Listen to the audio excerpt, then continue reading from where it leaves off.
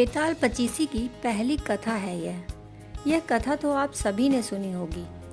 वेताल पचीसी की कथाएं बड़ी ही अद्भुत हैं। सम्राट विक्रमादित्य के दरबार में एक बार एक फकीर आया। सुबह का वक्त था। रिवाज के अनुसार लोग सम्राट को भेंट चढ़ाने सुबह सुबह ही आते थे। उस फकीर ने भी एक जंगली सा दिखाई पड़ने वाला फल सम्राट को भेंट किया। सम्राट थोड़ा मुस्कुराया। इस फल को भेंट करने के लिए इतनी दूर आने की जरूरत भी क्या थी, लेकिन फकीर है, फकीर के पास कुछ और हो भी नहीं सकता, तो उसने स्वीकार कर लिया। जो भी भेंट आती थी वह पास में बैठे वजीर को देता जाता था। उसने जंगली फल भी उसे ही दे दिया। यह क्रम लगभग 10 वर्षों तक चलता रहा। वह फकीर रोज सुबह आता और उसी तरह एक जंगली फल दे जाता। 10 वर्ष और रोज सम्राट वजीर को फल दे देता। ना तो उसने कभी पूछा, क्योंकि सुबह सैकड़ों भेंट देने वाले लोग थे।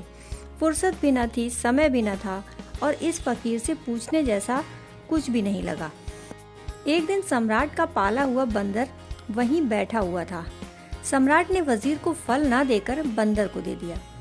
बंदर ने फल खाया। उसके मुंह से एक बहुत बड़ा हीरा जो फल में छिपा था नीचे गिर गया। सम्राट चौंका। इतना बड़ा हीरा तो उसने देखा भी नहीं था। वजीर से कहा, बाकी फल कहाँ हैं? वजीर सोचता था कि जंगली फल है, फिर भी सम्राटों के पास संभल कर रहना पड़ता है, तो एक तल घर में वह सारे फल फेंकता जाता था। क्योंकि फलों का करोगे क्या, जंगली थे, खाने योग्य भी नहीं लगते थे, स्वाद भी ठीक नहीं था। तल घर खोला गया।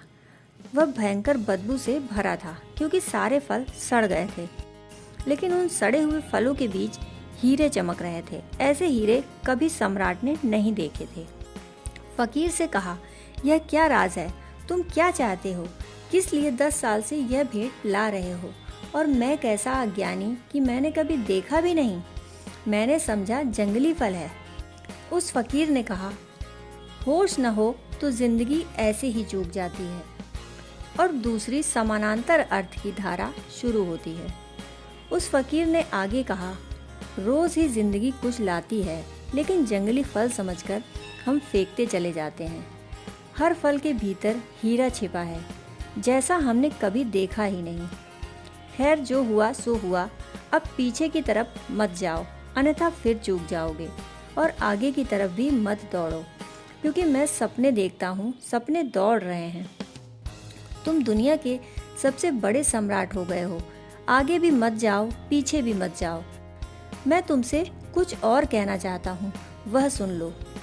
सम्राट सजग होकर बैठ गया। यह आदमी कोई साधारण नहीं है। अब तक तो समझे थे कि फकीर है। फकीर बोला, जिंदगी साधारण नहीं है।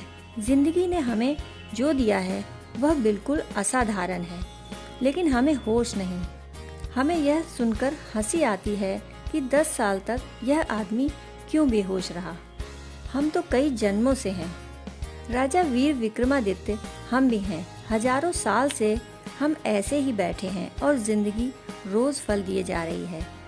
हर पल छिपा हुआ जीवन का हीरा हमारे पास आता है और हम हर बार चूकते जाते हैं।